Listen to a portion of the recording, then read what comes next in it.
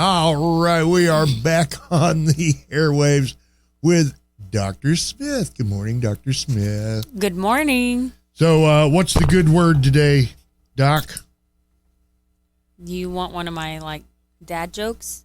What is the good word you're needing? We're all going to live forever. That would be a great thing, but... Why was 6 afraid of 7? Yeah, because he was ready to get 8? I don't know. 7, 8, 9. 7, 8, 9, yeah. There you go. Yeah. So, we got some questions on here? We do have a few questions that have come in this week. We can start threatening the listeners. If you don't have questions that you send to us or call in or text, how do they... Well, they can text them in at 501-313-0944, right, Doc Bryce? Yes. And they could Facebook message. They can definitely message me. Or you can also go to the website, yesradioworks.com. You can always type in a message there and send it over to me. You can corner him in the grocery store, but, not right this minute. Yeah, please. But if y'all don't come in with questions, I'm going to start a comedian. I'll do my comedy lineup. Well, see, that might not be bad. Hey, why did the Scarecrow get a promotion? I give up. He was outstanding in his field. He was outstanding in his field. She's here all week, folks. All right. No, just Thursdays. Just Thursdays? Yeah. Well, we should get you in here more often. Yeah, I agree. Sam also wants me to do a podcast. Okay. So. Well, you can always take the audio from these and upload them, and they become a podcast. Yeah. Because we do that pretty much every day, right, Doc Bryce? Mm-hmm. Yeah. So technically, you already have a podcast. Oh, cool. See? I'm just saying. You're already a podcast star. Yeah. We got people that actually go and listen to those things, don't we, Doc? Yep. Wow. Cool. It's crazy. So, I got it's people amazing. that tell me that they hear my voice and they're like, I love listening to you on the radio. I'm like, that's a weird feeling. Hi. Yeah. Ooh, hello. It's me. But no, you guys need to get your questions in. Yeah. And you can do that pretty much anytime throughout the week. I'm more than happy to go ahead and jot one down for you. And you can call in now. 836-9559. Preferably not while you're driving unless you're hands-free. Please be hands-free. Yeah, that's not cool. All right. But what do we got this morning? We've got a couple questions. I have diabetes. Can I take sleeping pills? Yeah, I didn't get that. I didn't know that there was a problem with that. There's probably a couple things that they're concerned about. If you're on things that will lower your blood sugar below normal, so like sulfonylureas like glipizide or glyburide or insulin, you may not want to take sleeping pills because you may not wake up when you should if your sugar is below normal, right? So if your sugar drops in your sleep, you will probably wake up not feeling well. But if you are taking sleeping aids, then you may not wake up like you should, if that makes sense. Okay. And so I would be cautious if you were on something that would lower your sugar below normal. Things that don't lower your sugar below normal, metformin will not. Farxiga, Jardiance, Synjardy, Ozempic, Mounjaro, Victoza, those types of medicines will not lower your sugar below normal. Those are so safe that most of them have indications in non-diabetics, such as like metformin can be used in PCOS. So those people don't actually have diabetes, but it's safe to take it and doesn't drop their sugar. Now, glyburide, glipizide, and there's some others, insulin, those can lower your sugar below normal. So, and how glyburide and glipizide work is that they're sulfonylureas. They just smack that pancreas and say, make more insulin. And it just does that whenever. It's not like it only does it when your sugars are high. So if you've been trying to eat right and exercise and it smacks that pancreas to make more insulin and you didn't have more sugar, you can have a low sugar. And so that would be the type of drugs I would be concerned with. But sleeping pills in general, there was a lot of, we kind of went through this thing where, all these sleeping pills, and if you don't sleep, just take something, blah, blah, blah. But for most people, there are a lot of reasons that you may not sleep well, and it's way better to address those reasons than to take sleeping medications. There actually isn't a sleeping pill on the market that will get you more deep sleep. And that's that restorative sleep that makes you feel better the next day. You may not wake up, but you're not getting more deep sleep. And the idea that not waking up or sometimes it's hard to go to sleep, those are normal human things. Like it doesn't, the human experience, Americans like to think that, you know, you go to sleep and you sleep 8 hours in a row and you wake up and you feel great. And that's not the same perception across the world. It's definitely cultural that we believe we should sleep all through the night. And I think even like people that have children can identify those people that just don't sleep all the way through the night. It doesn't mean they're abnormal. Having a nighttime awakening can be very normal. It's what you do during that time that means the most. So I tell people, if my 2-year-old woke up in the middle of the night, you think I'm going to go turn on the TV? No, I'm not. Well, that just gets the mind going. Exactly. Your brain associates television, phones, tablets, all those things with activity, and it will wake you up better than anything else. And so what did we do when our children woke up and couldn't go back to sleep? Well, what I did was I just rocked with them until their eyes got heavy, and I put them back down. I didn't turn on any lights. There might have been a night light just so I didn't stub my toe on the way out and wake everybody up. But it was low lighting. We don't talk. You don't see my face. We're not giggling. You know, it's like you just sitting here till both of us get real sleepy. Exactly. There you go. You don't get special mommy time at night. No. You don't want to know mommy right now. So. Scary mommy comes out between 8 p.m. and 6 a.m. But it's important to get a good night's sleep. It is. And a good night's sleep doesn't necessarily mean that you didn't wake up.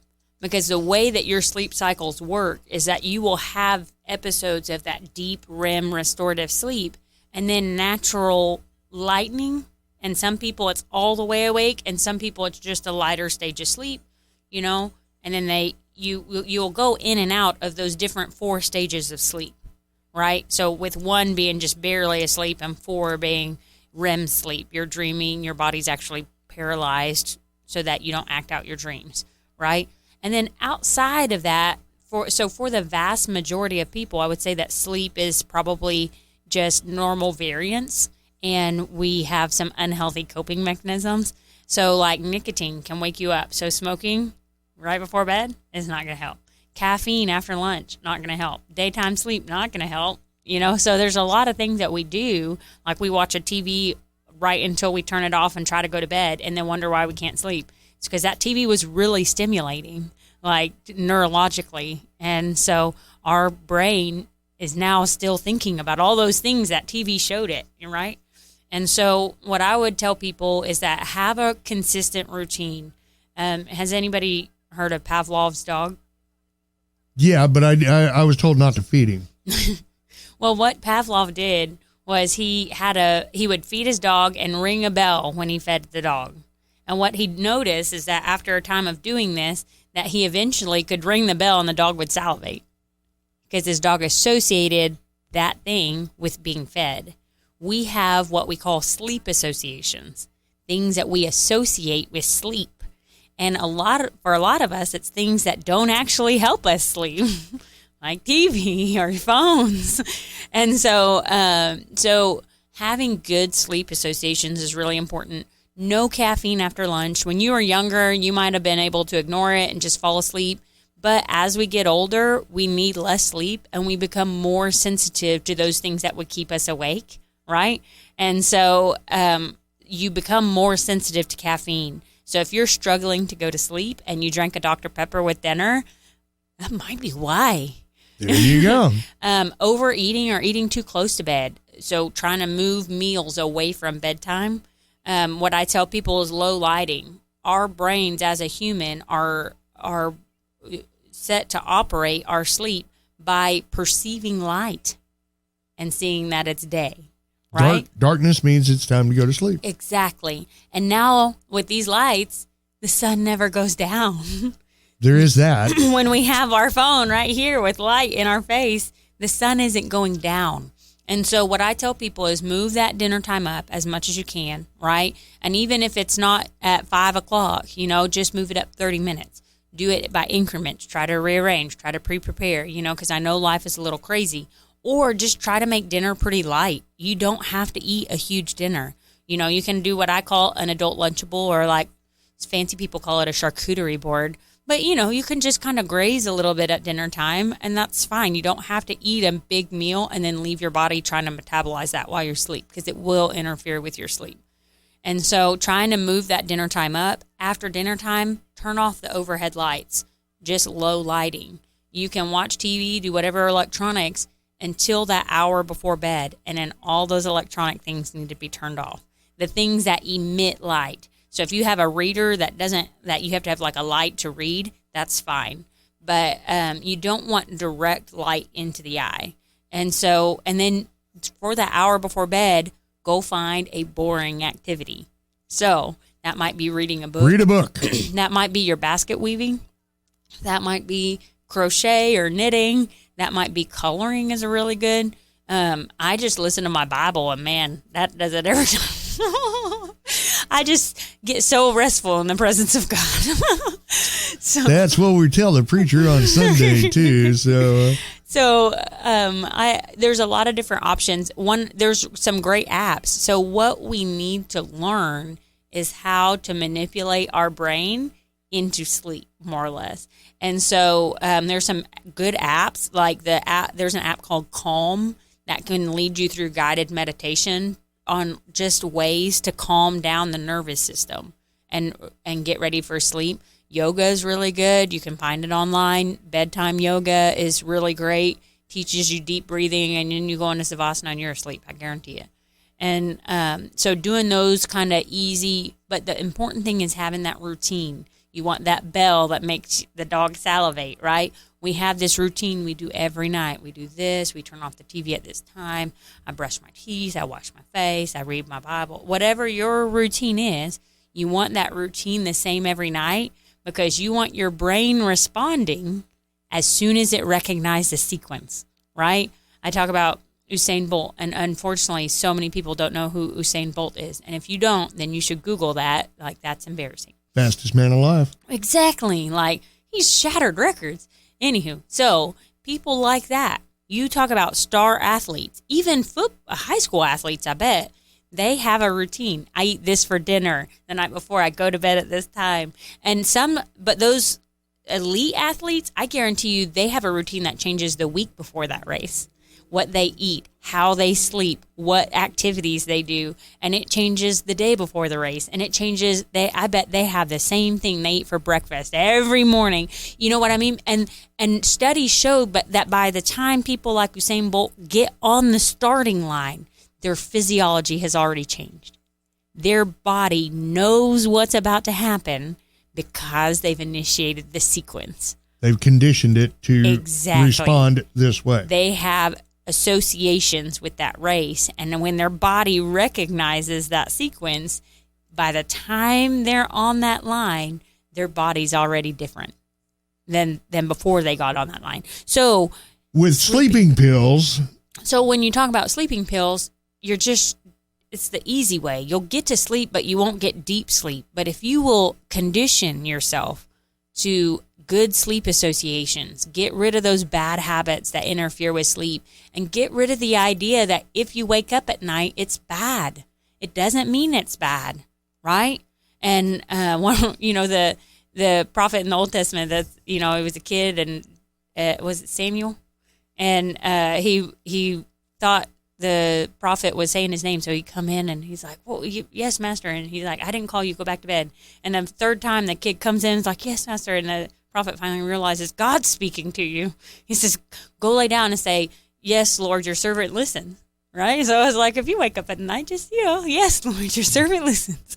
It's like, listen intently, and before you know it, you'll be right back to sleep. It doesn't have to be a bad thing to wake up at night. That by itself, frequent awakening. Now, if you have a medical condition like urinating frequently, that can be treated and you'll sleep better. If you have sleep apnea, that can be treated and you'll sleep better. So that doesn't negate that there are medical conditions that can interfere with sleep. But when we rule those out, we really have to focus on building better habits. And that will result in more deep sleep, more restorative sleep, to where when you do sleep at night, you feel better overall. Help your blood pressure, help your weight, all those things that are so important with sleep. Okay. So sleeping pills, can help some people, but for the vast majority, I do not recommend it. Okay. All right. What else we got? I have bald patches on my head that sting. Any ideas? The first idea I have is tinea. Tinea capitis, which is ringworm. And if you have animals, especially a new animal that you hadn't really got to know or evaluated yet, because a lot of times it's like a new kitten or something. Cats are just worse about ringworm. But that's the first thing I have, especially if they're going to be small patches, like well circumscribed. There's also some skin conditions like psoriasis. There's seborrheic dermatitis. So the biggest thing is that you just need a doctor laying eyes on that, because if it's a small patch, likely it's something that could be treated. Okay. So is that something that's common? Because that one blew me away. I was like, really? And I was like holding the cross sign up and saying, yeah, okay, I'll ask the doctor for you. Yeah, no, it's super common, especially, especially when people get a new animal. I find, I'll find somebody coming in with a rash and it's flea bites, and I tell them, it's like, but we don't have fleas. It's like, do you have any? Oh, well, we did get a new animal. I was like, that animal has fleas. There you go. A little dip in the water will help you out with that. Yeah, and so it's super common. And then how often do you need a tetanus shot? That's going to vary based on the individual. So if you are a young woman and you get pregnant, you need a tetanus booster every pregnancy. And it's not so much for the tetanus. We do a Tdap, and that Tdap during pregnancy is really to boost your immunity for acellular pertussis. So Tdap, tetanus, diphtheria, and acellular pertussis, the app at the end of Tdap. That's whooping cough. And so we boost a woman's immunity every pregnancy because her immune system will pass to the baby. So the baby will get passive immunity for a couple months from the mother. And so you get, even if you got pregnant again next year, you get another Tdap. Everybody. Now, what I would say is that there aren't like a whole bunch, for the general population, there's not like a whole bunch of, you need to do this frequent or whatnot. But in general, it's about every 10 years for the general population. Okay. If you have a newborn coming to your home or near you that you plan to spend time with, and you haven't had a tetanus in the last 5 years, I would consider getting it. For the same reason. You want that Tdap, that AP, because that acellular pertussis will keep you from getting whooping cough and taking it to the newborn. Right? Whooping cough bad. And it's important if you have newborns that you're going to be around, get every vaccination. They're all safe. And if you have, and that baby can't. So if you are usually against the flu vaccine, but you got a newborn coming into your family, go get the flu vaccine. Don't get that baby the flu. If you prevent yourself from being ill, then you're going to help protect that baby. It's herd immunity. If the people around that baby are fully vaccinated, that baby's less likely to get XYZ. Absolutely. Right? And all the vaccines have been out now for, somebody told me that they were going to wait 5 years to get the COVID shot. And I get it. That seems reasonable. It's been 3. I don't think anything's going to change between 3 to 5. Right?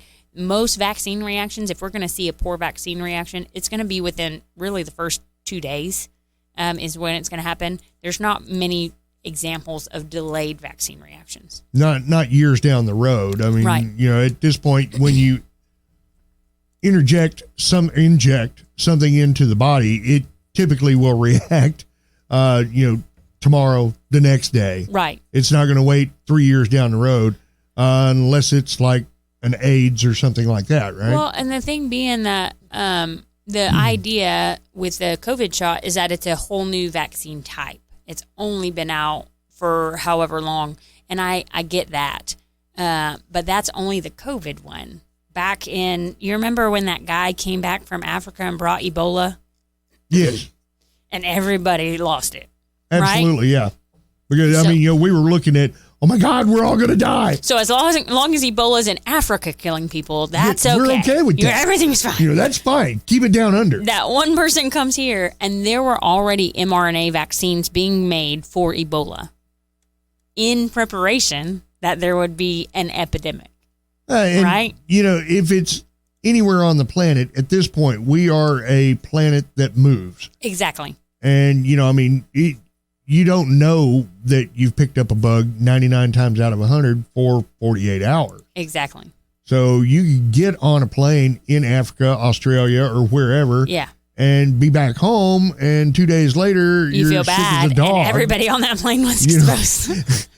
You have unwittingly and unknowingly exposed hundreds of people that you just walked by getting out of the airport. Yeah. And that's if you went straight home. And you were trapped with them on an airtight vessel for how long? Right. Like if you were flying over an ocean, that was a few hours at least. Now, I know everybody's like, but I'm not going to Africa or Australia. Well, that doesn't mean the person next to you. Yeah. Or the person walking down the aisle with you at Walmart didn't. Yeah. So, or they went on a cruise or something like that. I mean, it can happen. Well, and the biggest Your fault, thing, my fault, nobody's fault. So the biggest thing is that people are concerned that this mRNA vaccine hasn't been out, and they're going to wait 5 years. There's been mRNA vaccines out. They started human trials with those Ebola vaccines. So humans were getting mRNA vaccines when that happened. Decades ago. Right? That's been, I want to say it was just, a few years ago, but it's been more like 10. Yeah, it's been more than a minute. Oh. So, age just sneaks up on you. Keep living, I swear child. it was last year. Keep living, child. So, so that means that those people, there has not been anything recognized that mRNA vaccines changed anything. mRNA vaccines, I had a question this week, do not change your DNA. Do not change. They're not even in the same area as your DNA. But anywho, so go get your vaccinations. See, this is what there were only 3 questions, so we're going to talk about vaccines now. Yeah, there you go. And then the other thing about the tetanus and your vaccine schedule changes if you've had a splenectomy. So if you have lost your spleen, your vaccine schedule is different from other people. Now, I'm walking down the street and all of a sudden it runs off? I mean, yeah, that's exactly what happened. Most people, it happens after trauma. So they've been in a bad accident and their spleen is bleeding, so they take it out. Because it's really hard to stop the spleen from bleeding and you can bleed out. So a lot of times splenectomies happen after trauma. Occasionally I'll see it after there's been cases of bad mono. Mono makes your spleen enlarge. And so we recommend against contact sports during that time because that spleen is already swollen and you take a good hit in football and now your spleen's ruptured and you're getting it out. So the spleen, there's certain conditions, certain medications, certain hereditary blood disorders that you get your spleen out for. So there's certain things but if you don't have a spleen, most people know when they don't have a spleen. Somebody tells you? Yeah. Oh, okay. You have to consent to someone taking your spleen. So, but with that, you should know, and your vaccine schedule is different. You get vaccines much more frequently. Okay. You should know if you don't have a spleen. All right. And can you live without a spleen? Yes. Well, then why you got it? The spleen plays a role in the immune system. And so what you struggle with when you lose your spleen and blood regulation in general, but your body does okay without it. But especially when it tries to kill you, if something in your body tries to kill you, just get rid of it, right? If your breast tries to kill you, breast cancer, get rid of it, Cut it off. So that's my general, if something tries to kill you in your own body, let's try to live without it. But the spleen, you can live without, and everything's pretty normal. You can forget that you've had a splenectomy, but you want to make sure, because if you're more sensitive to encapsulated bacterial infection. And so there's certain types of bacterial infections that you're more at risk for. And so when you're sick with fever, it's important to talk to your doctor very urgently about that. Okay. All right. Thank you, Dr. Smith. Yeah. All right, guys and gals. Doc Bryce, you got anything? Oh, no, I'm good. Oh, yeah? You think so? I wouldn't go that far. Oh, no, I'm good. Yeah. Okay. All right, guys and gals, it's The Roundtable, brought to you each and every weekday morning. We want to welcome our new sponsor, Elite Fitness Club. You can find them right over, what is that, Washington. right off of Washington in Camden. Check out their smoothie bar, and they've got all sorts of amenities, 24-hour key fob access, free weights, plate loaded, selectorized equipment, cardio equipment. They've got a sauna. Actually, I think they've got two, don't they? Saunas? I don't know. They have a rower. That's a really good exercise. And tanning beds. I don't recommend that. That's the same cancer risk as smoking. Oh, no, but you got to keep that year-round glow. No. Well, they're a sponsor. I got to sell this stuff. No, no tanning. They do live group training, fitness on demand virtual classes, and dedicated functional fitness area is available 24 hours a day, 7 days a week. Elite Fitness Clubs right here in Camden. We are brought to you by the Flaming Pig Barbecue. There's something we can recommend. Barbecue. It's always good for you, and you can do it for a good cause. This Sunday, the Flaming Pig's going to be in Bearden at the gazebo from like 11 to 2 for the Shop with a Cop fundraiser. So $10 gets you a barbecue sandwich, chips, and a drink, and all that money goes to a good cause. Right, Doc Bryce? Yeah. Well, you are so much help today. Yeah. All right. We are brought to you by SAU Tech. Remember that Christmas break is a great time to get some quick college credit. This might be your very last chance to sign up because sign-ups were supposed to end yesterday. But if you'll call Dr. J today and say, look, dude, I missed it, okay? That's not me. Sign up? Don't call me. I cannot help you. Dr. Morrison over at SAU Tech, 870-574-4558. I'm going to be like, oh, crap, what were we supposed to do? Go Rockets. St. John's Place in Fort Eisen, Washington Nursing and Rehab right here in Camden. Check them out online, stjohnsplaceofarkansas.com, washingtonnursing.com. First Choice Family Care, Dr. Smith and her staff, man, they are there to make a difference, and they should be your first choice. You can head over to their website, myfirstchoicecare.com, get you a new patient packet. Call them, 870-800-9002. Watch the Facebook and TikToks because she is definitely doing that. And you can check her out if you missed any portion of this and you want to go back and review because you're like, oh, my God, she was talking about me, and I didn't catch all of that. So you can always review on the station's Facebook, or you can find us anywhere that podcasts are available. Oh, I didn't know that. Absolutely. Just what do they got to look for, Doc? Y95 KBU Roundtable? Yes, for the keyword search? Yes. Y95 KBU Roundtable? Uh-huh. And it popped right up there, right? Yeah. Okay. There you go. I don't even know how to find a podcast. Well, you can do that. Doesn't Spotify have that? Yeah. Oh, I like Spotify. Well, it's on Spotify, YouTube, iTunes, What Amazon, the Google Play? Google Play. It's everywhere. It's everywhere. You want to be, we're like Visa. KCXY. Nope. Just No. Y95. Y95. KBEU Roundtable. KBEU. So, Roundtable. let's see. While she's doing that, we'll do this. OCMC's Chemical Dependency Unit, reminding you that you're not alone. Addiction is a tough thing to get past. Make the choice to be a better you. Call 870-836-1289, 1-800-232-1289. All calls are confidential. And if you've got some questions on addiction, Mrs. Roark is scheduled to be in the studio with us tomorrow morning because, I mean, it's the silly season, and depression and addiction are, like a catalyst for bad things.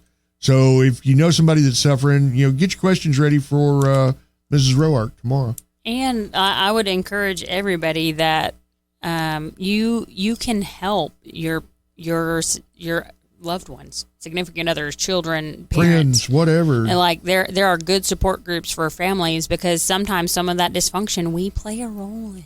It's true. Let's see. We are also brought to you by Everybody's Antiques down in El Dorado. Their Christmas extravaganza is this Saturday, December, 17th, from 9 to 5. It's one day only. The annual Christmas extravaganza event with savings throughout the store, and you can take up to 50% off select booths. They've got many new dealers, plus year-end blowouts that will make this the biggest sale of the year. All day Saturday, December 17th, 9 to 5. Find unique gifts and decor at closeout prices. Before you shop anywhere else this Christmas, go by Everybody's Antiques. Corner of Bradley and West Hillsboro and El Dorado. 9 to 6 Monday through Friday, 9 to 5 on Saturdays. Online, everybody'santiques.com. Follow Facebook for monthly events. And don't miss the Christmas extravaganza sale this Saturday at Everybody's Antiques. And we are brought to you by our friends out at Stories Floor and Carpet, inviting you to visualize. Visualize. You take a picture. Boy, she's doing it better than you are anymore. You take a picture of any room in your house and upload it into that room visualizer and change out the flooring underneath your existing furniture. I mean, it is just really, really neat. So, check it out. Storiesfloor.com. Call them up, 870-862-9446. Doc Bryce, what you got? Glibbeck. All right. Doc Smith, thank you for coming by. Thanks.